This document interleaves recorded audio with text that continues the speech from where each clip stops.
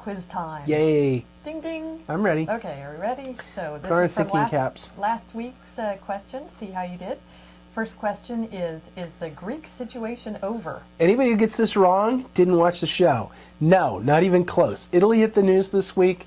Another bombshell in Europe. Italy, Greece, the pigs, nations, not over. Greece is put off? Not over. Kick the can, push the snowball, not done. No chance. It'll be back. It'll be back. Okay, next question is what is the risk that the what is the risk with the debt situation? Well, clearly the risk is losing our credit rating and having higher interest rates and causing a global recession. Where we were in 2008, 2009 is where we could head in the next couple weeks if they don't pull their act together. So the risk is huge. We don't want to do Keep our this. fingers crossed, things go well. Yeah.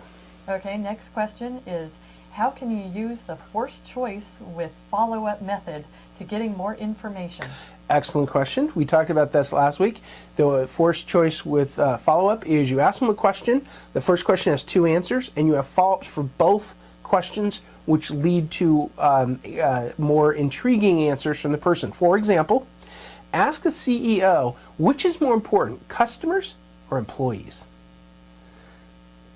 Right? Ooh. Well, what are they going to say? Okay. Oh, no, my customers are most important. Okay, so you treat your employees like dirt. No. My employees are number one. Employees are number one. Say both. So your customers get the short end of the stick. So really doesn't matter. Really doesn't matter which way he answers. The answer is difficult, and you've got them where you want them. So watch your TV news reporters. Some of them are pretty good at it. That's where I picked it up. So you ask them a question, force their choice, and then push them down a road that you want them to go down. And last one is why are CEOs paid so much? Well, because they have to take difficult questions like that one from me. No, because they're the fox is watching the hen house. We talked about this last week. It's simple. The CEO is usually in the board of directors. He's on the compensation committee. The people that have proxies don't vote them. So the person in charge of pay is the guy. Others back. That's right. The person in charge of pay is the person who pays himself, and that doesn't work. That's why it's out of control. Yes, it is. So there you go.